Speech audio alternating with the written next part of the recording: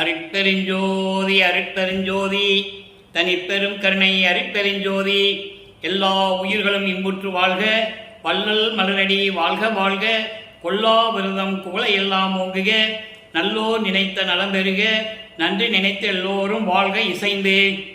உலக மக்களே, அறிவார்ந்த அன்பர்களே, ஆண்மநேய ஒருமைப்பாடுடைய அன்பர்களே, அருட்பெருஞ்சோதி ஆண்டவருடைய திருவிளையாடலை பார்த்து கொண்டிருக்கிறோம்.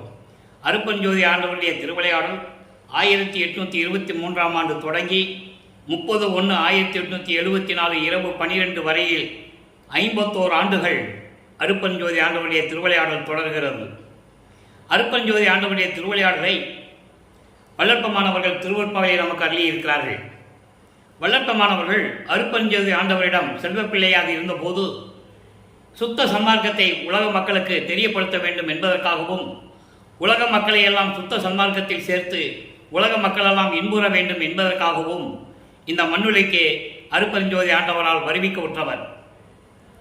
அந்த நிலையில் இருந்து கொண்டு வல்லப்பமானவர்கள் இந்த மண்ணுலைக்கு ஒரு தாயின் வழியாக வருவிக்க உற்று 51 ஆண்டுகள் வரையிலும் எப்படியெல்லாம் இறைவனிடம் அருளை பெற்றுக்கொண்டார் என்பதையும், சுத்த சன்மார்க்கத்தை பெற்ற பிறகு எப்படி இறைவன் ஆனார் என்பதையும் ஒவ்வொரு பாடலின் மூலமாக திருவருட்பாவில் இருந்து அந்த விளக்கங்களை நாம் பார்த்து கொண்டிருக்கிறோம்.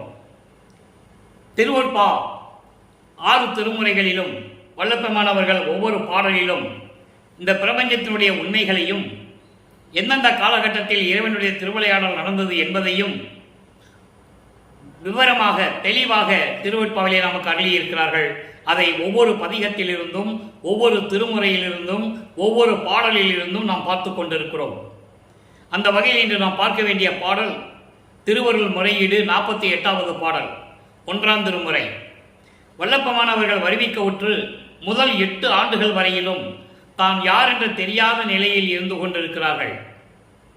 அதன் பிறகு 9வது ஆண்டிலே அருட்பெருஞ்சோதி ஆண்டவர் வந்து ஆட்கொண்ட பிறகு, மகனே நீ என் மகன், என்னால் வருவிக்க உற்றவன் என்ற நிலை மட்டும் அவருக்கு தெரிவித்துவிட்டு மறைந்து விடுகிறார்.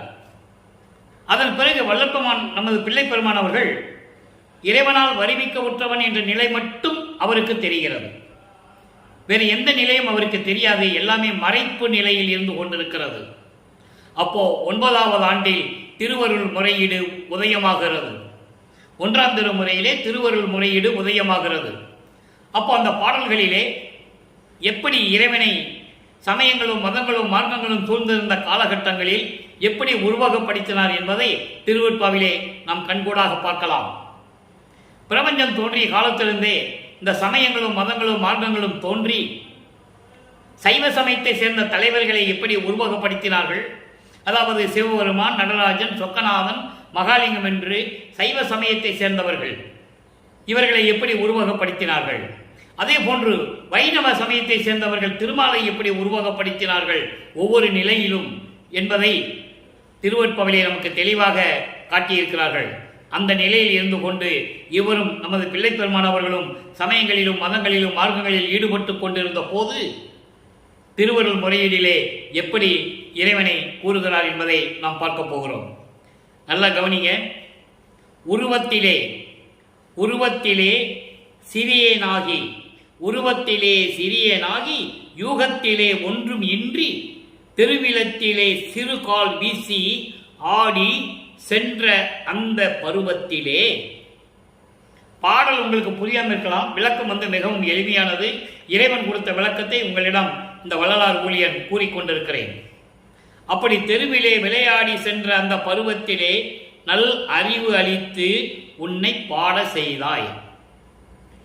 அருவத்திலே உருவானோய் நின் தன் அழி யாருக்கு உள்ளதே, நின் தன் அழி யாருக்கு உள்ளதே.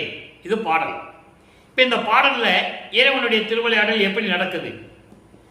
9வது ஆண்டிலே உன்னால் வருவிக்க உற்று 8 ஆண்டுகள் வரையிலும் நான் யார் என்று தெரியாத நிலையில் இருந்தபோது 9வது ஆண்டிலே என்னை ஆட்கொண்ட பிறகு தெருவிலே நான் விளையாட சென்றிருந்த போது, எதுவும் அறியாத பருவத்திலே, ஒன்றும் தெரியாத அந்த வயதிலே, அந்த பருவத்திலே தெருவிலே நான் விளையாடி சென்றிருந்த போது என்னை ஆட்கொண்டாய். என்னை ஆட்கொண்ட உடனே நல்ல அறிவு அளித்தாய். நல்ல அறிவு அளித்து உன்னை பாட செய்தாய் அருவத்திலே உருவானோய். இறைவன் அருவமாக இருப்பார், அருவத்தில் உருவமாக இருப்பார். அரு உருவம் கொண்ட இறைவன் என்று சொல்லுகிறார். அரு உருவமாக இருக்கின்ற இறைவனே, உன்னுடைய அந்த கருணை, அந்த உயர்ந்த கருணை உள்ளம் யாருக்கு உள்ளது என்று சொல்லி இந்த பாடலை அருளியிருக்கிறார்கள். ஆக இறைவனால் வருவிக்க உற்றவன் என்ற நிலை உலக மக்களுக்கு தெரிவிக்கிறார். இறைவனுடைய திருவிளையாடல் நடந்து கொண்டிருக்கிறது. 9வது ஆண்டில் ஆட்கொண்ட பிறகு தெருவிலே விளையாட சென்றிருந்த போது அந்த பருவத்திலே, ஒன்றும் தெரியாத பருவத்திலே, எதுவுமே யூகிக்க முடியாத ஒரு பருவம் என்று சொல்லுகிறார்.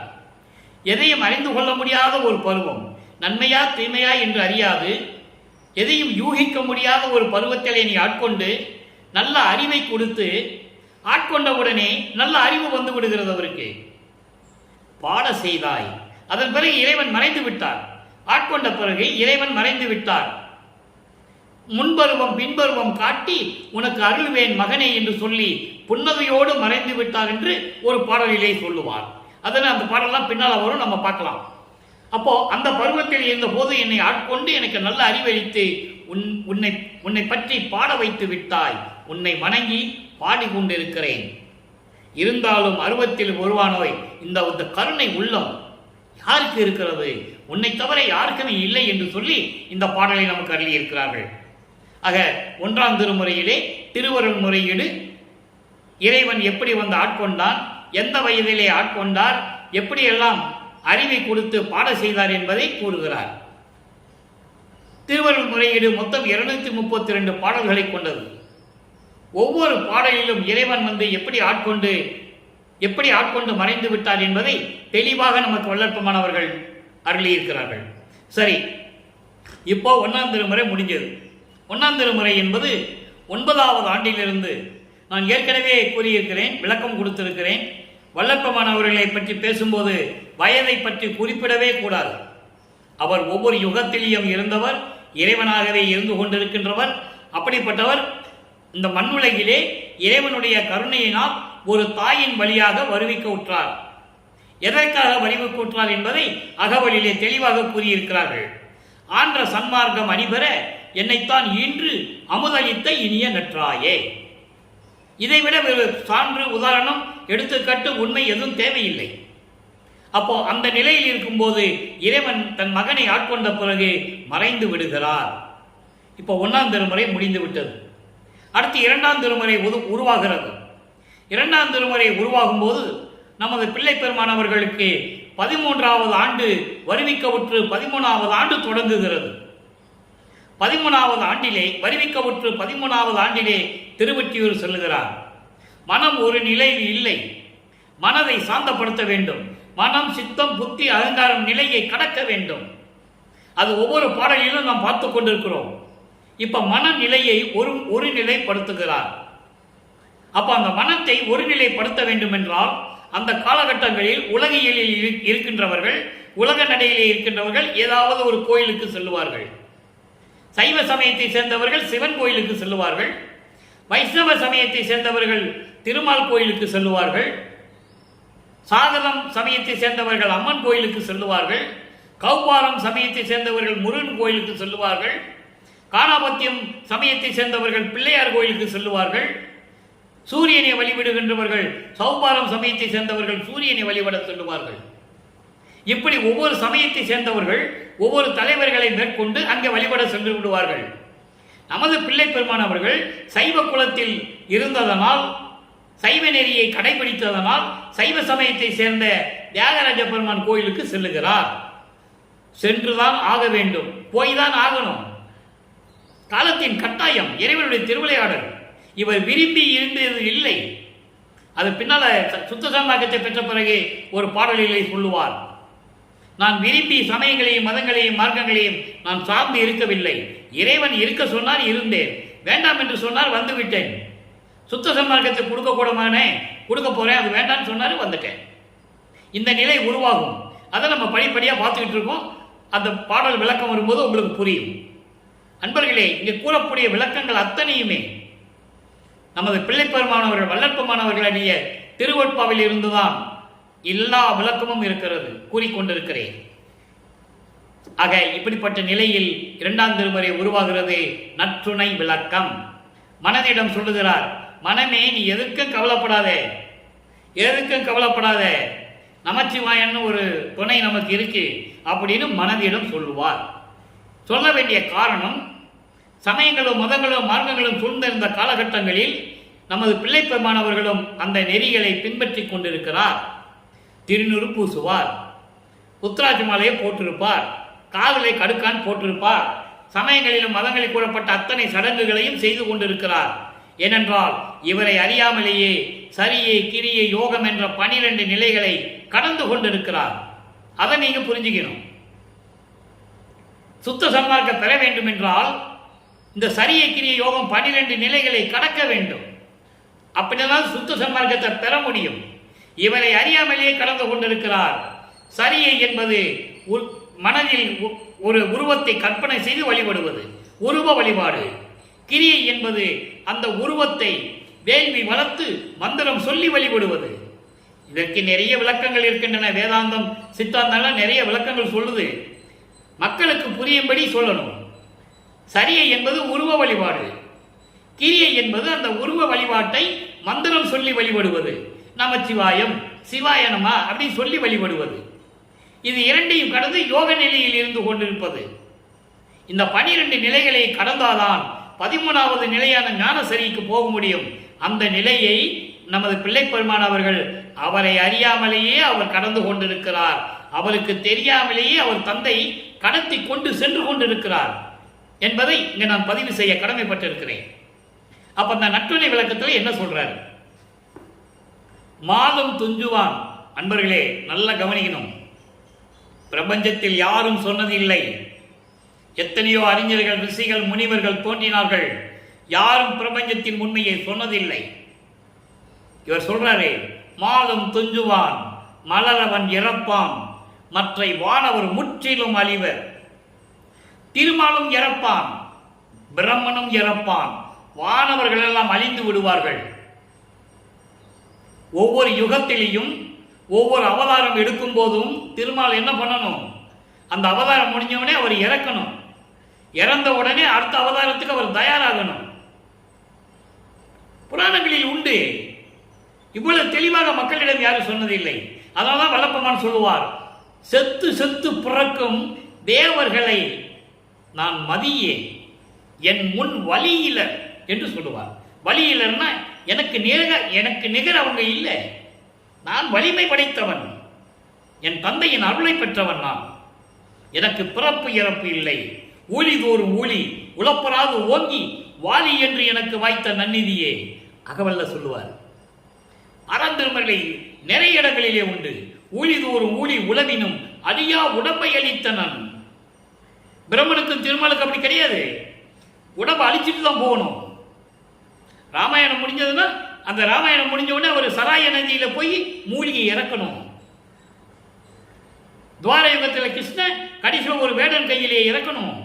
இறங்கி அதாவது இறந்து அந்த உடம்பை இந்த மண்ணில் போட்டு தான் போகணும். அதை தெளிவாக சொல்கிறார் வல்லற்பெருமான். மாலும் துஞ்சுவான், திருமாலும் இறந்து விடுவான். மலரவன் பிரம்மன், பிரம்மனும் இறந்து விடுவான். வானவர்கள் முற்றிலும் அழிந்து விடுவார்கள். அடுத்து சொல்லிட்டு சொல்லுவார் பாருங்க, ஏழும் நற்றுணை யார் நமக்கு என்று எண்ணி நிற்றியோ ஏழை நீ நெஞ்சே.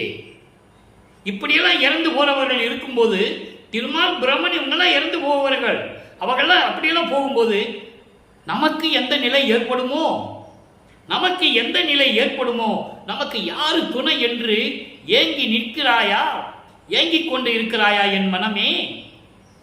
ஏங்கி நிற்றனையோ ஏழை நீ நெஞ்சே. யார் சொன்னது? வல்லப்பெருமானார் சொல்ல முடியும். அவர் இறைவனுடைய செல்வப்பிள்ளை. அருட்பெருஞ்சோதி ஆண்டவர் அவருக்கு செல்வப்பிள்ளை என்று வளர்த்துக் கொண்டிருந்தவர். தன்னுடைய செல்வப்பிள்ளையை இந்த மண்ணுலக்கு வருவிக்க செய்தார். அதை நீங்க புரிஞ்சுக்கணும். அப்போ இவங்கெல்லாம் இறந்து போவாங்க, நமக்கு யாரு துணைன்னு நீ நினைக்கிறியா மனமே? ஏங்காதே, கலங்காதே, கவலைப்படாதே. கோளும் 1000 கோடி அண்டங்கள். 1000 கோடி அண்டங்கள் என்பது, கோடி என்பது வகை வகையானது என்று பொருள். கோடி என்பது கோடி அல்ல, வகை வகையான அண்டங்கள், பல வகையான அண்டங்கள் இந்த பிரபஞ்சத்திலே தோன்றி இருக்கின்றன.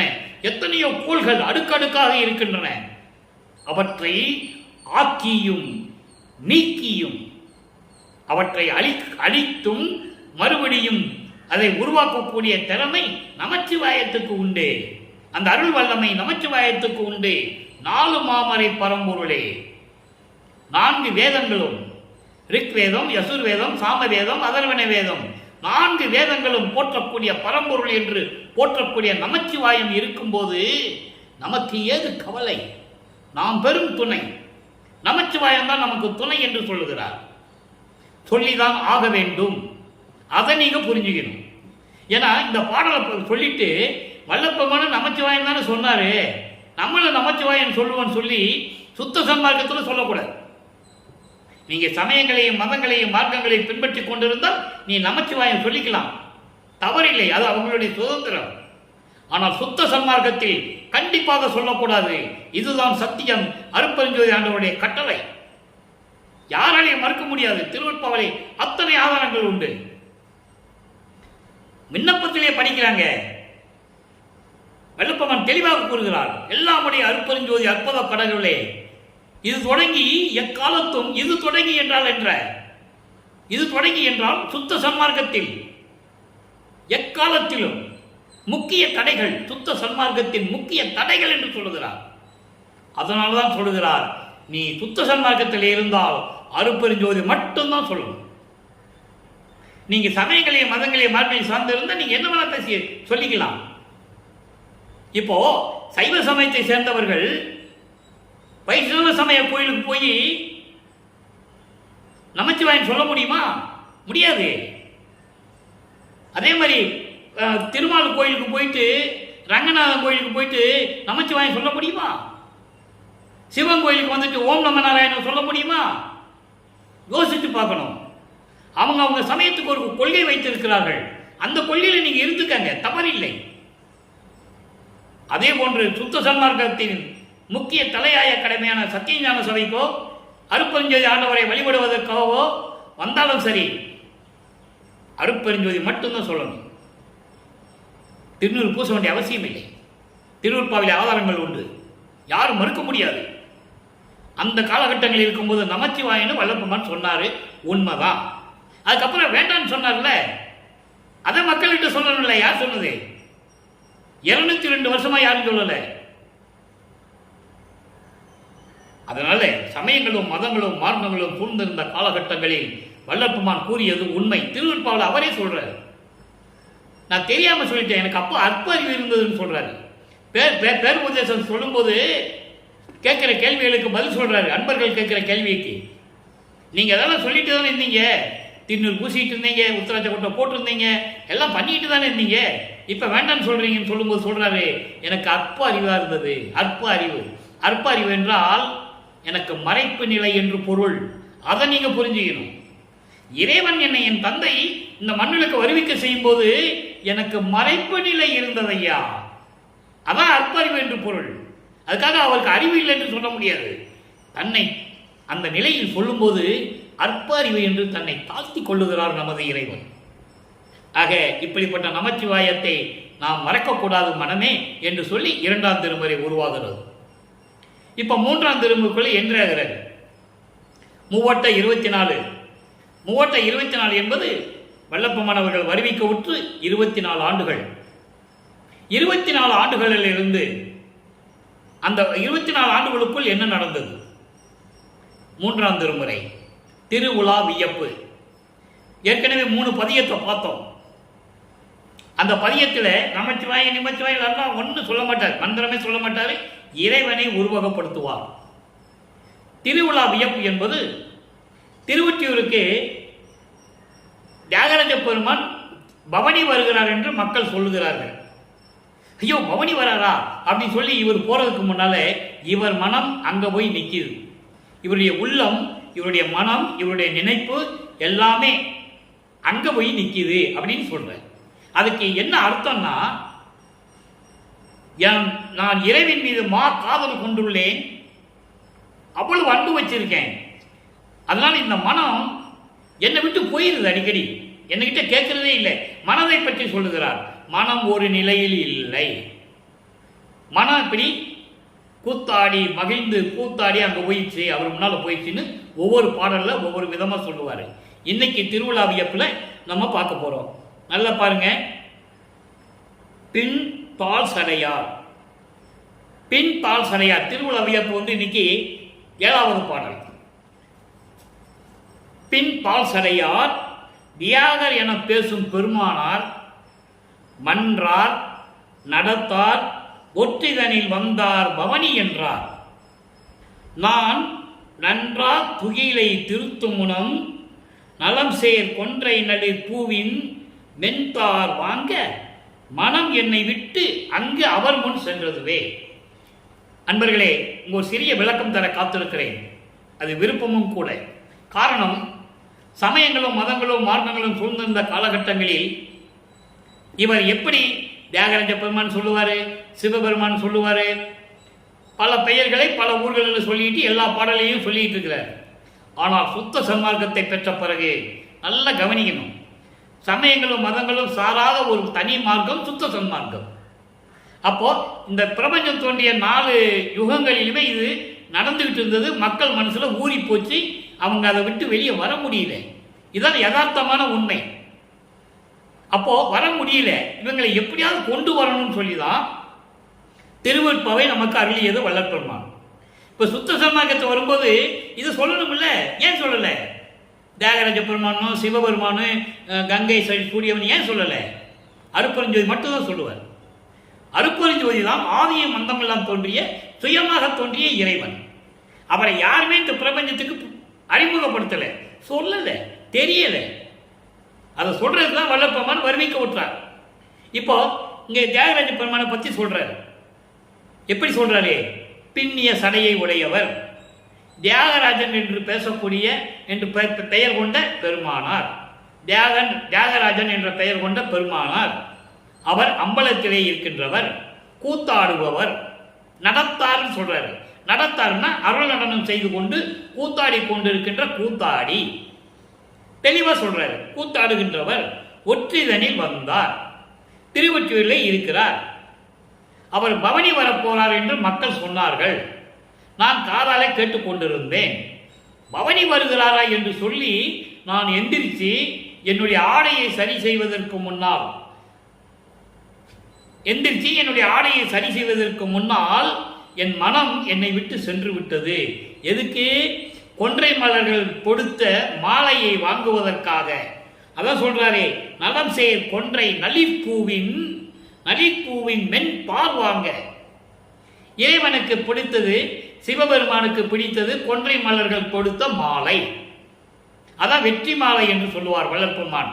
2ஆம் திருமுறைக்கு வரும்போது, அந்த பாடல் வரும்போது நம்ம பார்ப்போம். வெற்றி மாலை, அதான் கொன்றை மலரை வாங்குவதற்காக, அந்த மாலையை வாங்குவதற்காக, அந்த மாலையை வாங்கி இறைவன் கழுத்தில் போடுவதற்காக என் மனம் என்னை விட்டு சென்று அவர் முன்னால் நின்று கொண்டிருக்கிறது. இறைவன் மீது எவ்வளவு அன்பு கொண்டிருந்தால் இந்த பதியத்தை அருளியிருப்பார் என்பதை நீங்கள் சிந்தித்து பார்க்க வேண்டும். ஆக மனம் ஒரு நிலையிலே மனம் ஏங்கிக் கொண்டிருக்கிறது. அதான் பொருள். இறைவனை சந்தித்து எப்படியாவது அருளை பெற்றுக்கொள்ள வேண்டும் என்று மனம் ஏங்குகிறது, துடிக்கிறது. அந்த நிலையை தான் இந்த பாடலிலே நமக்கு அருளி இருக்கிறார்கள் என்பதை நீங்கள் புரிந்து கொள்ள வேண்டும். ஆக இப்படி திருவிழா வியாப்ப சொல்லியாச்சு. 3ஆம் திருமுறை முடிஞ்சிடுச்சு. இப்போ 4ஆம் திருமுறைகளை என்றியாகிறார். அங்கே அன்பு மாலை உருவாகிறது 4வது பாடல். இதுவரை 3 பாடலை பார்த்துருக்கோம். ஒவ்வொரு பாடலிலும் இறைவனுடைய திருவிளையாடலையும், இறைவன் எப்படிப்பட்டவர் என்பதையும், எந்தெந்த யுகங்களில் யார் யாருக்கு திருவிளையாடல் செய்தார் என்பதை ஒவ்வொரு பாடலில் கூறியதையும் நாம் பார்த்து கொண்டிருக்கிறோம். நேற்று பார்த்த பாடலிலே திருஞான சம்பந்தருக்கு எப்படி அருளை கொடுத்தார், திருஞான சம்பந்தரை இந்த உலகிற்கு அருளிய மாமலையே என்றெல்லாம் சொல்லுவார். யார் சொன்னது? யாருமே சொல்ல முடியாது, சொல்ல மாட்டாங்க. திருநாவுக்கரசரும் திருஞான சம்பந்தர் இருந்த காலத்தில் என்ன நடந்தது சுந்தரன் சொல்ல முடியாது. அவங்க எல்லாம் இந்த காலத்தில் வாதவூரான் சொல்ல முடியாது, மாணிக்கவாசகர் சொல்ல முடியாது. இறைவனை பற்றி பாடினார்கள், இறைவனை அருளை பெற்றார்கள், அது வேற விஷயம். ஆனால் வள்ளற்பெருமான் அப்படி அல்ல. எல்லாருடைய நிலையும் இங்கே திருவருட்பாவிலே நமக்கு அள்ளி இருக்கிறார்கள். அன்பு மாலை 4வது பாடல். சித்தம் அநேகம் புரிந்து திரிந்து உழலும் சிறியேன், செய்வகை ஒன்றும் அறியாது திகைக்கின்றேன். உன்னாலே வருவிக்க உற்று உன்னிடம் நான் செல்வ பிள்ளையாக இருந்து கொண்டிருந்தேன். எவ்வளவு செல்லமாக வளர்த்து கொண்டிருந்தாய், எவ்வளவு பாசம் வைத்து அன்பு வைத்து என்னை வளர்த்து கொண்டிருந்தாய். அப்படிப்பட்ட என்னை ஒரு தாயின் வழியாக இந்த மண்ணுலைக்கு வருவிக்க செய்து இவ்வளவு துன்பப்பட்டு கொண்டிருக்கிறேன். எப்படி? சித்தம் அநேகம் புரிந்து, பல வகையான சிந்தனைகளில் மனம் ஒரு நிலையில் இல்லைல்ல. இப்போ இந்த பாடல் நமக்கு அருளும் போது வல்லப்பெருமான் அவர்கள் வருவிக்க உற்று 25வது ஆண்டிலிருந்து 32 ஆண்டுகளுக்குள் என்ன நடந்தது, இப்போ அந்த திருவிளையாடலை பார்க்க போறோம். அந்த 8 ஆண்டுகளுக்குள் 25வது ஆண்டிலிருந்து 32 ஆண்டுகளுக்குள் அந்த 8 ஆண்டுகளுக்குள் என்ன நடந்தது அதை தான் இங்கே சொல்றாரு. உன்னால் வருவிக்க உற்று எந்த விதமான செயலும் அருளையும் பெற முடியாமல் பல சிந்தனைகளில் என் மனம் அலைவாய்ந்து கொண்டு பல காரியங்களை செய்து கொண்டு சுற்றி திரிந்து கொண்டு துன்பப்பட்டு கொண்டிருக்கும் உனது மகன் செய்வகை ஒன்றும் தெரியாது, என்ன செய்வதென்று தெரியாது திகைத்து கொண்டிருக்கிறேன். ஐயோ உத்தமனே, உன்னை அல்லாத ஒரு துணை மற்ற அறியேன்.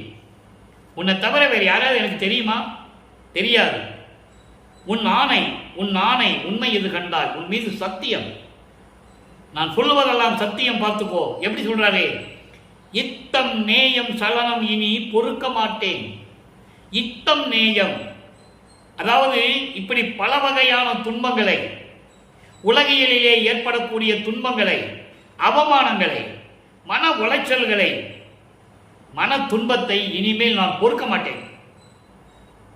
ஏன்னா 4ஆம் திருமுறை உருவாகும் போது இவர் வீட்டை விட்டு வெளியே போகல, அவர் இருக்கிற இடத்துல இருந்து கொண்டு விட்டார். திருவொற்றியூருக்கு போகல, திருமுல்லை வாயிலுக்கு போகல, திருவிளைத்தாயத்துக்கு போகல. ஏன்னா போய் எந்த புரோஜனமும் இல்லை, எந்த பலனும் இல்லை. அந்த உறுதி எடுத்துக்கொண்டு அறையிலே உட்கார்ந்து கொண்டார். அதான் சொல்றாரு, அறையிலே உட்கார்ந்து கொண்டார். இனி நான் பொறுக்க மாட்டேன், இறங்கி அருள் செயல் வேண்டும், இது தருணம். எந்தாய் என் மீது இரக்கம் காட்டி, கருணை காட்டி, தயவு காட்டி எனக்கு அருள் செய்ய வேண்டும், அதற்கு இதுதான் தருணம். ஏன்னா காலங்கள் நெருங்கி கொண்டிருக்கிறது. 24 வருடங்கள் முடிந்து விட்டது.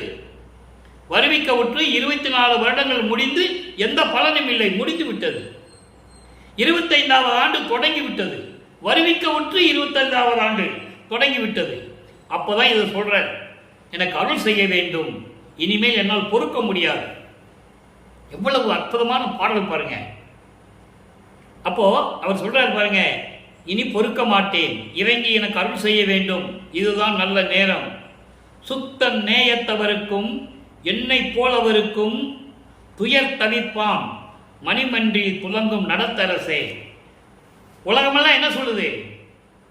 உண்மையானவர்களுக்கும் சமயங்களிலும் மதங்களிலும் மார்களில் இருந்து கொண்டு வந்த என்னை போன்றவர்களுக்கும் அருளை கொடுக்கின்றவன், அவர்களை துயரங்களை நீக்குகின்றவன், அப்படிப்பட்ட அன்பு கொண்டவன் இறைவன் என்று சொல்லுகிறார்களே. அம்பலத்திலே அருளுடனும் செய்து கொண்டிருக்கின்ற எனது இறைவனே, விரைவில் வந்து எனக்கு அருள்வாயாக என்று கூறுகிறார். இது அடுத்த ஒரு கட்டம். நான் தினமும் இதை சொல்லிதான் ஆக வேண்டும். இறைவனுடைய திருவிளையாடல் தொடங்கி வரும்போது 25 ஆண்டுகள் வரைக்கும் இந்த நிலையை கூறுகிறார். வருவிக்க உற்று 27வது ஆண்டில் தனக்கோடி அம்மையாருக்கு திருமாங்கல்யம் பூட்டி, அதாவது தாலி கட்டி, அந்த அம்மாவுக்கு மோட்ச வீட்டை காட்டி ஆட்கொள்ளுகிறார். இது திருவருட்பாவிலே இருக்கின்ற ஒரு முக்கியமான ஒரு நிகழ்வு. யார் சொன்னது? மக்கள்கிட்ட சொல்லவே இல்லையே. அப்போ அந்த திருமணத்தின் போது உலகியலிலே உறவுக்கார பெண்ணை மணந்தார், தாய்மாமன் என்ற முறையில் அக்கா மகளை மணந்தார். முதல்ல கல்யாணம் வேண்டானாரு, அப்புறம் ஒத்துக்கிட்டாரு. அது உலகியல் செவி வந்த கேள்வி, செவி வெளிய கேள்வி, உலகியல் நடந்த செய்தி. அதெல்லாம் உண்மையான விளக்கம் என்ன? ஏற்கனவே ஒப்பந்தம் செய்யப்பட்டு விண்ணுலகத்திலிருந்து இங்கு வருவிக்க உற்றவர். அதில் பாடலுடைய விளக்கம் ஏற்கனவே நான் கொடுத்து விட்டேன், அதை நம்ம பார்த்து விட்டோம். ஒரு மாது பெற்ற மகன் பொருட்டாக உவந்து முன்னம் ஒரு மாமனாகி வழக்கு உரைத்தாய், என் வழக்கு உரைத்ததற்கு இரு நிலத்து போல் வேடம் கட்டி இருத்திக்குளோ, திருமால் வணங்கும் பதத்து வா யான் உன் சிறுவன் அன்றே. அந்த பாடல் விளக்கம் ஏற்கனவே நம்ம கொடுத்தாச்சு, நம்ம பதிவில் நீங்கள் பார்த்துக்கலாம். ஏன்னா தினமும் விளக்கம் கொடுத்துருக்க முடியாது, ஆனால் திருவிளையாடலை சொல்லும்போது அந்த நிகழ்வை சொல்ல வேண்டும், அது கட்டாயம். அப்போ 27வது ஆண்டில் வருவிக்கவுற்று 27வது ஆண்டில் நமது தனக்கோடி அம்மையாரை திருமாங்கல்யம் பூட்டி மோட்ச வீட்டை காட்டி அந்த அம்மாவுக்கு விமோசனம் கொடுக்கிறார். அதன் பிறகு 32 ஆண்டுகள் முடிகிறது, 4ஆம் திருமுறை முடிகிறது, 33வது ஆண்டு தொடங்குகிறது. 33வது ஆண்டு தொடங்கும் போது சென்னையை விட்டு வெளியேறுகிறார். சென்னையை விட்டு வெளியேறினா உடனே அங்கிருந்து சென்னையிலேருந்து அப்படியே நடந்து வர்றதில்லை. அப்போ அவர் ஏமசித்தியை வாங்கிட்டார். நம்ம ஏற்கனவே அதை நம்ம பார்த்துட்டோம். நம்ம ஏமசித்தியை வாங்கினதை அதிசய மாலையில் நம்ம பார்த்துட்டோம், பிரசாத மாலையிலும் பார்த்துட்டோம். அவர் நினைச்ச இடத்துல இருப்பாரு. அவர் அங்கிருந்து நடந்தே வந்தார் என்று செவிவெளி செய்திகள் எல்லாம் நீங்கள் கேட்டிருப்பீர்கள். அவர் நடக்க வேண்டிய அவசியம் இல்லை, அதை நீங்க புரிஞ்சுக்கணும். நினைச்ச இடத்துல இருப்பாரு, பல ரூபங்கள் இருப்பாரு, பல உருவத்தில் இருப்பாரு, எப்படி வேணாலும் இருப்பாரு. மீசை வச்சுக்கிட்டு இருப்பாரு, சடை போட்டுக்கிட்டு இருப்பாரு, எப்படி வேணாலும் மக்கள் பார்க்குற லெவலுக்கு அப்படிப்பட்ட காட்டிக்கிட்டு போயிட்டே இருப்பாரு. அவர் தேகம் ஒளி தேகம், பிடிக்க முடியாது. போட்டோ எடுத்தா விழுகாது, கேமராவில் விழுகாது. பிற அவருக்கு எப்படி மீசை இருக்கும், எப்படி இருக்கும் பார்க்கறதுக்கு தெரியும், இப்படி இருப்பாரு அப்படின்றது தெரியும். அது உண்மை. மற்றவங்களுக்கு தெரியணும் இல்லை, உண்மையை சொல்லவும் கூடாது. ஏன்னா வேஷம் போட்டு தான் இருக்கணும்னு அவங்க அப்பா சொல்லிட்டாரு. விண்ணுலகத்துக்கு மண்ணுலகத்துக்கு நீ வேஷம் போட்டு தான் போடணும், நான் சொல்றபடிதான் நீ கேட்கணும். அப்போ அவர் வெளியே சொல்ல முடியாது. என் உடம்பு இப்படி சுத்த தேவம் புராண தேவம் அப்போ சொல்லிட்டு இருக்க முடியாது. 6ஆம் திருமுறையிலே சொல்றாரு கடைசி கட்டத்தில். அதனால நீங்க புரிஞ்சுக்கணும். அதனால அவர் நடந்து வந்தாரு, அப்படி வந்தாரு, இப்படி வந்தாருன்னு சொல்றதெல்லாம் நம்பக்கூடிய தக்கதல்ல. அவர் ஏற்கனவே பல சித்திகளை பெற்றவர். அப்போ அவர் சொல்றாரு பாருங்க, அப்படிப்பட்ட இறைவனை எனக்கு சீக்கிரம் வந்து அருள வேண்டும் என்று சொல்லிவிட்டார். ஆக 32 ஆண்டுகள் முடிந்து விட்டது. 33வது ஆண்டு தொடங்கும் போது சென்னையை விட்டு கிளம்புகிறார். ஏற்கனவே தனக்கோடி அம்மையாருக்கு தெரியும் இவர் யார் என்ற நிலை. அவருக்கு மட்டும், அந்த அம்மையாருக்கு மட்டும் தெரியும். அந்த அம்மையாரும் வெளியே சொல்ல முடியாது. அதை நீங்க புரிஞ்சுக்கணும். அப்போ அந்த நிலையில் இருக்கும்போது சுத்த சன்மார்க்கம் உருவாகிறது. சுத்த சன்மார்க்கத்திலே பதிகம் 17, பதிகம் 16 தற் சுதந்திரமின்மை 10வது பாடல். தற் சுதந்திரமின்மை 10வது பாடல், பதிகம் 16 6ஆம் திருமுறை. தற் சுதந்திரம் என்பது தனக்கு எந்த விதமான சுதந்திரம் இல்லை என்று உலக மக்களுக்கு தெரிவிக்கிறார். சுத்த சன்மார்க்கத்தை பெற்ற பிறகு தந்தையிடம் எப்படி நிகழ்வுகள் நடக்கிறது, தந்தையிடம் எப்படி பேசுறாரு, அற்பஞ்சையிட்ட எப்படி பேசுறாருன்னு பார்க்கணும். இன்பே என்று இன்பே நன்றருளி அருள் இயற்கையிலே வைத்தாலும், இங்கே என்னை துன்பே செய்வித்தாலும் என் செய்வேன். யார்கிட்ட சொல்றாரு? அப்பா கிட்ட சொல்றாரு. எனக்கு எந்த சுதந்திரம் இல்லை, எல்லாமே உன்னுடைய சுதந்திரம், உன்னுடைய திருவிளையாடல். அந்த நிலையில் இருந்து கொண்டு சொல்லுகிறார், என்னை துன்பே செய்வித்தாலும் என் செய்வேன், நின் அருளே துணை என்று அந்தோ என் பேதை மனம் அடங்கி இருப்பதன்றி எல்லாம் கண்டிருக்கும் என்றன் அன்பே, என் அம்மா, என் அப்பா, இச்சிறிய நாள் ஆவது என்னே. அற்புதமான பாடல். விளக்கம் பாருங்க. இன்பே நன்றருளி, அதாவது எல்லா இன்பங்களையும் சுகத்தையும் நல்லபடியாக எனக்கு அருளி அருள் இயற்கையிலேயே வைத்தாலும், அருள் நிலையிலேயே நிரந்தரமாக என்னை வைத்தாலும் சரி, இல்லை இந்த மண்ணுலகிலே இப்பொழுது துன்பப்பட்டு கொண்டிருக்கிறேனே அதை போன்று என்னை துன்பே செய்வித்தாலும் சரி, எனக்கு துன்பத்தை கொடுத்தாலும் சரி, இன்பத்தை கொடுத்தாலும் சரி, இன்பத்தை கொடுத்து நிலையான ஒரு நிலையிலே இயற்கையாக நீ வைத்தாலும் சரி, இல்லை எனக்கு துன்பத்தை கொடுத்தாலும் சரி, நான் என்ன செய்வேன்?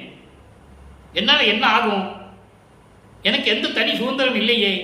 நின் அருளே துணை என்று, ஐயோ இந்த பேத மனம் அடங்கி, நான் துன்பப்பட்டு மனத்தை அடக்கி கொண்டு அடங்கி இருந்து கொண்டிருக்கிறேன். இதை தவிர என்னால் என்ன செய்ய முடியும்? எல்லாம் கண்டிருக்கும் என்ற அன்பே, எல்லாத்தையும் தெரிஞ்சுக்கிட்டு இருக்கிறியே, எல்லாத்தையும் தெரிஞ்சு வச்சுக்கிட்டு இருக்கின்ற என் அன்பான கடவுளே, என் அப்பா, என் அம்மா, என் ஐயா, என் இறைவனே, இந்த மகனால் நான் என்ன செய்ய முடியும்? என்னால் என்ன பண்ண முடியும்? நீ மனது வைத்தால்தானே முடியும். உனது திருவிளையாடல் நடந்து கொண்டிருக்கிறது, நீ மனது வைத்தாலே முடியும் என்று சொல்லி இந்த பாடலை எழுதியிருக்கிறார்கள். ஆக இதன் மூலம் நாம் தெரிந்து கொள்வது, தனக்கு எந்த சுதந்திரம் இல்லை, எல்லாமே இறைவனுடைய திருவிளையாடல் தான் நடந்து கொண்டிருக்கிறது என்பதை தெளிவாக இங்கே நமக்கு அருளியிருக்கிறார்கள். அடுத்து பதிகம் 17, அத்துவித ஆனந்தத்து அனுபவ விடை ஈடு. அப்படி என்றால் அந்த ஒளிமயமாகக்கூடிய ஒரு நிலை இருக்கிறது இல்லையா, அதை பெற்றுக்கொண்டால் அந்த அனுபவத்திற்கு ஈடு இணை ஏதும் இல்லை. இதான் அதனுடைய பொருள். அத்துவித ஆனந்தத்து அனுபவ விடை ஈடு. அப்போ அந்த நிலையை எப்படி சொல்லுகிறார்? 5வது பாடல் நல்லா கவனிக்கணும். அற்புதமான பாடல். கலக்கம் அற பொது நடம் நான் கண்டு கொண்ட தருணம். சுத்த சன்மார்க்கத்தை வாங்குறாரு, இறைவனுடைய நிலையை சொல்றாரு. அதுக்கப்புறம் என்ன நடக்குது? கலக்கம் உற பொது நடம் நான் கண்டு கொண்ட தருணம், கடைசிரியே உளம் பூத்து காய்த்தது. உளம் பூத்து காய்த்தது. ஒரு காய், அந்த காய் தான் விளக்கம் உற பழுத்திடுமோ, வெம்பி உதிர்ந்திடுமோ, வெம்பாது பழுக்கினும் என் கரத்தில் அகப்படுமோ. பாருங்க, அற்புதமான பாடல். விளக்கம் தரேன், நல்லா கவனிங்க. அகப்படுமோ, கொலக்கருது மலமாயை குரங்கு கவர்ந்திடுமோ, குரங்கு கவராது எனது குறிப்பில் அகப்படினும், துலக்கம் அற உண்ணுவேனோ, தொண்டை விக்கிக் கொள்ளுமோ, சோதி திருவுள்ளம் எதுவோ ஏதும் அறிந்திலேனே. இது விளக்க யார் தருது? இறைவன் அருளை பெற்றால் தான் சொல்ல முடியும். உலகியல் விளக்கம், நூல் விளக்கம்லாம் வேற. இப்போ பொதுவான விளக்கம் தர உலகியல் விளக்கம் என்னன்னா, உன்னை பார்த்து சந்தோஷப்பட்டுட்டு இருக்கும்போது என் உள்ளம் பூரிச்சு ஒரு காய் காய்ச்சது. அந்த காய் பழுக்குமா, இல்லை வெம்பி கீழே விழுந்துடுமா? வெம்பி விழுந்தாலும் அது பழுக்குமா? அது என் கையில் கிடைக்குமா? அதை நான் சாப்பிட்டா நிம்மதியாக சாப்பிடுவேனா, இல்லை தொண்டையில் விக்கிக்குமா? இதெல்லாம் விளக்கம். நல்லா கவனிங்க. கலக்கமர பொது நடம் நான் கண்டுகொண்ட தருணம், பரிபூரணமாக எந்த குறை இல்லாமல் திருச்சிற்றம்பலத்திலே உன்னுடைய நடனத்தை கண்டுகொண்ட தருணம். எங்க மேல மேல சிவஞான வெளியே சொல்றாரு, அவர் இங்க இல்ல, அங்க இருக்காரு. நல்லா கவனிச்சணும், அங்க இருந்துகிட்டு இருக்காரு. அப்போ குறையில்லாமல் பரிபூர்ணமாக திருச்சிற்றம்பலத்திலே ஒன்று திருநடனம் நாம் பார்த்து கொண்டிருந்த போது என் உள்ளம் பூரித்து பொங்கி வழிந்து ஆனந்தம் பொங்கி வழிகிறது. அப்போ எனக்கு ஒரு அருள் கிடைக்கிறது, உன்னுடைய அருள் கிடைக்கிறது. அந்த அருள் எப்படிப்பட்டது? கடைசி வரைக்கும் எனக்கு நீடிக்குமா, பழுத்திடுமோ, அருள் பரிபூர்ணமாக எனக்கு கிடைக்குமா? இல்லை, கிடைக்காம ஒரு காய், மரத்தில் இருக்கிற காய் வெம்பிச்சுன்னா என்ன பண்ணும்? கீழே விழுந்துடும். ஒரு மாமரம் இருக்கு, எந்த மரம் இருந்தாலும் சரி, காய் வெம்பிடுச்சுன்னா கீழே விழுந்துடும். அது மாதிரி எனக்கு கிடைச்சும் அனுபவிக்க முடியாம போயிடுமா, வெம்பி ஒதுங்கிடுமோ? சரி, வெம்பாது பழுத்தாலும் சரி, மரத்திலே பழுத்தாலும் சரி, என் உள்ளத்திலே இருந்து கொண்டு பரிபூர்ணமாக இருந்தாலும் அது என் உள்ளங்கையில் கிடைக்குமா? என்னை விட்டு போய்விடுமா? கொலக்கருதும் மலமாயை குரங்கு அவிழ்ந்திடுமோ? அதை நினைக்கும் போது மலம் மாயை இருக்கிறதே, ஆணவம் மலங்கள். எந்த மலங்கள்? ஆணவம், கண்மம், மாயை, மாமாயை, துரோதை. இந்த மாயைகளும் மயக்கங்களும் மலங்களும் எல்லாம் சேர்ந்து குரங்குன்னு சொல்றாரு அதை. ஏன்னா இந்த மலங்களும் மாயங்கள் இருக்கின்றன, மனம் ஒரு நிலையில் இருக்காது, குரங்கு மாதிரி தாவி சென்று கொண்டே இருக்கும். அப்போ அந்த குரங்கு பறிச்சுக்குமா என்னை விட்டு? அந்த மலங்களை இதுகளை பறிக்குமா? குரங்கு கவராது. அந்த குரங்கு, மனக்குரங்கு இருக்கே, அது பறிக்க முடியாத அளவிற்கு என் மனம் சூழாது, மனத்தில் ஆணவம், கண்மம், மாயை, மாமாயை, துரோதை என்ற மலங்கள் நீங்கி, மாயைகள் மயக்கங்கள் எல்லாம் நீங்கி, எனது குறிப்பில் அகப்படினும் என் உள்ளத்தில் இருந்தாலும், எப்படி சொல்றார் பாருங்க, இதெல்லாம் தாண்டி மலங்களை கடக்க வேண்டும், மாயைகளை கடக்க வேண்டும், இதையெல்லாம் தாண்டி இருந்தால் கூட அதை எனக்கு முழுமையாக அனுபவிக்க முடியுமா? அப்படியெல்லாம் சொல்றார் பாருங்க. அனுபவிக்க முடியுமா? இல்லை என்றால் தொண்டை விட்டுக் கொள்ளுமா? முழுமையாக எனக்கு கிடைக்காதா?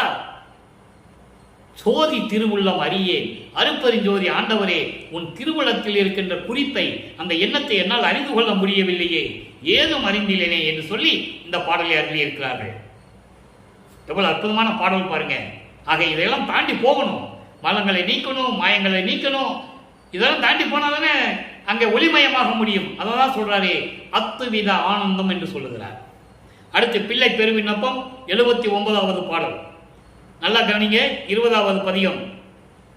பரிந்து உன்னை பதியா பெற்ற நாள் அடிமை பணிபுரிந்து ஆங்கு இதுவரையில் புரிந்து உருகின்றேன் அன்றி, என் உயிரும் பொருளும் என் புணர்ப்பும் என் அறிவும் விரிந்த என் சுகமும் தந்தையும் குருவும் மெய்மையும் யாவும் நீ என்றே தெரிந்த பின், அந்தோ வேறு நான் செய்த செய்கை என் செப்புக நீயே. பாடல் விளக்கம் பாருங்க. அதாவது உன்னை விரும்பி நான் கடவுளாக பெற்றுக்கொண்ட முதல், நீதான் இறைவன் என்றைக்கு எனக்கு தெரிந்து விட்டது. அந்த நாள் முதல் உனக்கு தொண்டு செய்து அப்போதிலிருந்து இன்று வரை இதுவரையிலும் நடந்து கொண்டிருக்கிறேன். நீதான் கடவுள் என்று எனக்கு தெரிந்த பின் அன்றிலிருந்து இன்று வரை உனக்கு தான் தொண்டு செய்து, உனக்கு மட்டும்தான் தொண்டு செய்து நடந்து கொண்டிருக்கிறேன் அன்றி, என் உயிரும் பொருளும் என் செயலும் என் அறிவும் பல வகையான என் சிந்தனைகளும் சுகங்களும் என் தந்தையும் குருவும் மெய்மையும், மெய்மை என்றால் அருப்பெருஞ்சோதி ஆண்டவரும் யாவும் நீ என்றுதானே இருந்து கொண்டிருந்தேன். அப்படி தெரிந்த பின் ஐயோ வேறு நான் செய்த செய்கை என் என்ற நீயே செப்புக. வேற எது நான் செஞ்சிருக்கேன் நீயே சொல்ல. தந்தையிடம் கேட்கிறார். இதெல்லாம் தெரிந்த பிறகு நீதான் ஆண்டவனும் தெரிந்து விட்டது, என் தந்தை குரு எல்லாமே நீதான் எனக்கு தெரிஞ்சிடுச்சு. அது முதல் இதுவரையில் என் உடல் பொருள் ஆவி எல்லாமே நீதானே. இதைதான் நினைச்சுக்கிட்டு இருக்கேன், அதுபடிதான் நடந்துகிட்டு இருக்கேன்.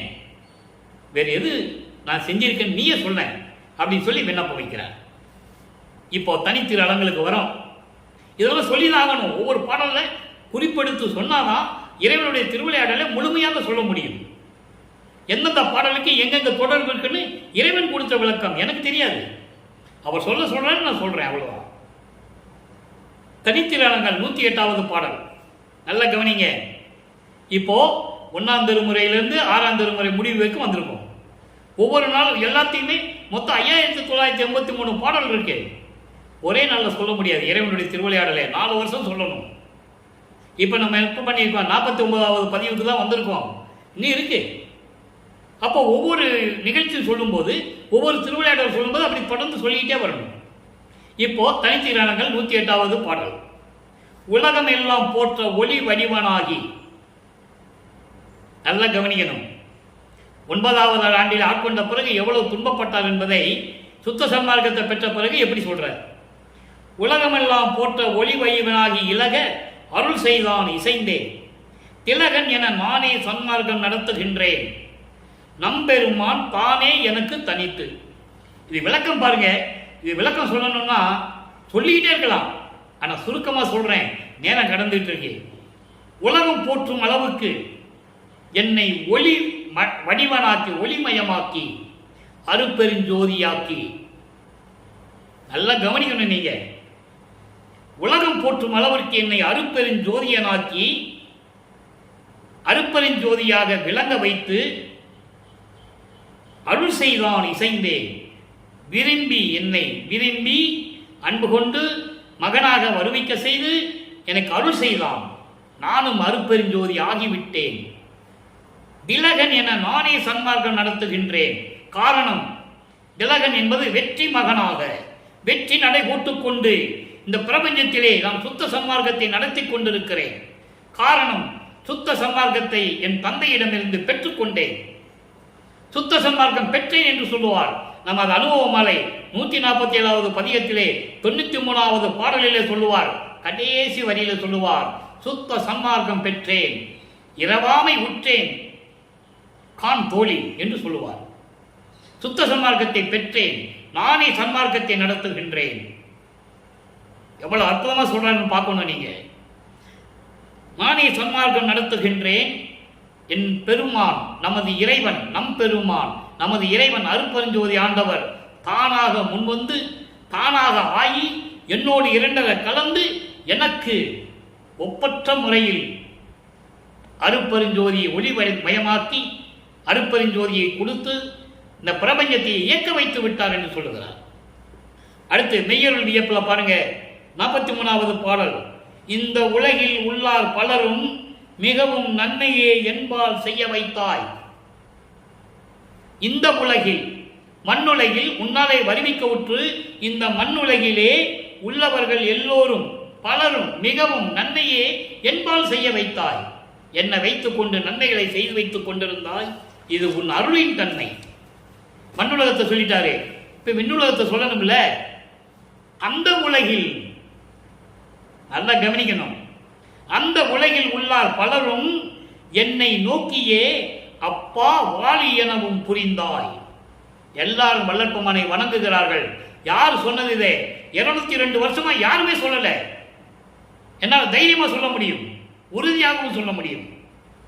பிரம்மன், திருமால், ருத்திரன், வானவர்கள் முதலோர் வல்லற்பெருமான் காலில் விழுந்து வணங்குகிறார்கள். தெளிவா சொல்றார். அந்த உலகில் உள்ளார் பலரும் என்னை நோக்கி அப்பா வாழி எனவும் புரிந்தாய். அந்த தகுதியை எனக்கு கொடுத்து விட்டாய். அப்பா என்று என்னை போற்றி வணங்குகிறார்கள். அந்த தகுதியை எனக்கு கொடுத்து விட்டாய். என்னை அடிமையாக்கியே. அடிமையாக்கியே என்பது என்னை அடிமையாக்கியே என்பது என்னை மகனாக்கி மகனாக வளர்த்து அடிமையாகியும் ஆக்கியம் என்று சொல்லலாம், தவறில்லை. அடக்கலாம். என்னை அடைக்கலம் கொடுத்து மகனாக்கி இன்னைக்கு வானவர்கள் எல்லாரும் என்னை போற்றி வணங்குகிறார்கள் என்று சொல்லுவார். இதை இன்னொரு பாடலில் சொல்ல நான் கடமைப்பட்டிருக்கிறேன். வாலி என்று என்னை வந்து மால் அயன் ஆதியோர் அருட்பெயர் ஆளி என துதித்து ஏத்த புரிந்தாய். அற்புதம். நிடூழி வாலி என்று அன்றே எனக்கு சாகாவரமும் உவந்தளித்தாய். வாலி மன்றோங்கும் அருட்பெருஞ்சோதியின் மன்னருளே. அற்புதமான பாடல். அதை சொல்றாரே, விண்ணுலகத்தில் இருக்கிறவர்கள் என்னை போற்றி வணங்குகிறார்கள். அப்பா என்று வணங்கி வணங்கி என்னை துதிக்கிறார்கள் என்று சொல்லுகிறார். அப்போ வல்லற்பெருமானுடைய நிலை என்ன? இறைவன் நிலை, கடவுள் நிலை. 5 தொழிலையும் செய்து கொண்டு பிரபஞ்சத்தை இயக்கிக் கொண்டிருக்கின்ற நிலையில் இருந்து கொண்டிருப்பவர் வல்லற்பெருமான் என்பதை நான் பதிவு செய்ய கடமைப்பட்டிருக்கிறேன். பதிகம் 118 சிவசிவ ஜோதி 2வது பாடல். 4 வரிதான். எவ்வளவு அற்புதம் பாருங்க. 4 வரி கூட கிடையாது. சித்து உறவாம் சுயம் ஜோதி எல்லாம் செய்திட வல்ல சிதம்பர ஜோதி. நல்லா கவனிக்கணும். நான் ஏற்கனவே சொல்லியிருக்கேன், சிதம்பரம் சொன்ன உடனே சிதம்பரத்துக்கு போயிடக்கூடாது. சிதம்பரம் என்பது அருட்பெருஞ்சோதி. சிதம்பர ஜோதி அருட்பெருஞ்சோதி. சித்து உருவாம் சுயம் ஜோதி இயற்கை உண்மை விளக்க கடவுளாகிய அருட்பெருஞ்சோதி எல்லாம் செய்திட வல்ல சிதம்பர ஜோதி அருட்பெருஞ்சோதி. அத்துவித ஆனந்த ஜோதி. இங்க சொல்லிட்டாரா, அத்துவிதம் ஒளிமயமாக இருக்கக்கூடிய ஜோதி, என்னை ஒளிமயமாக்கிய ஜோதி. அத்துவித ஆனந்த ஜோதி என்னை ஆட்கொண்டு அருளும் சிற்றம்பல ஜோதி. என்னை ஆட்கொண்டு எல்லா அருளையும் கொடுத்து அருட்பெருஞ்சோதியாக்கி அருட்பெருஞ்சோதி ஆண்டவராக்கி பிரபஞ்சத்தை இயக்க வைத்து எனக்கு அருளை கொடுத்த அருட்பெருஞ்சோதி ஆண்டவர் என்று சொல்லுகிறார். எனவே அன்பர்களே, இன்றைய விளக்கம் அற்புதமான விளக்கத்தை நீங்கள் கேட்டிருப்பீர்கள்.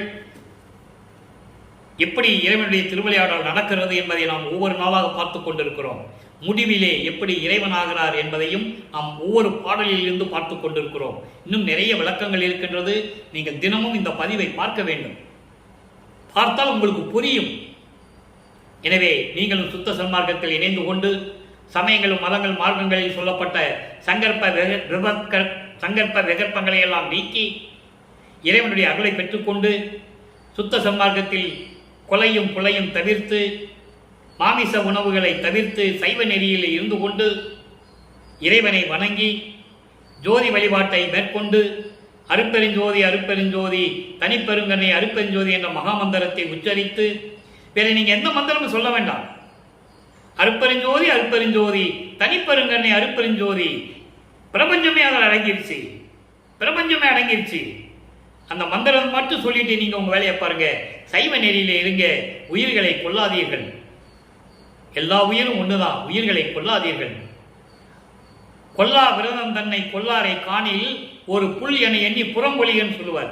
எனவே அந்த நெறியில் இருந்து கொண்டு இறைவனை வணங்கி எல்லா செல்வங்களையும் பெற்று நீங்கள் வாழ்வாங்க வாழ வேண்டும் என்று இறைவனுடைய தயவோடையும் கருணையோடையும் வாழ்த்தி இந்த வள்ளலார் ஊழியன் விடைபெறுகிறேன்.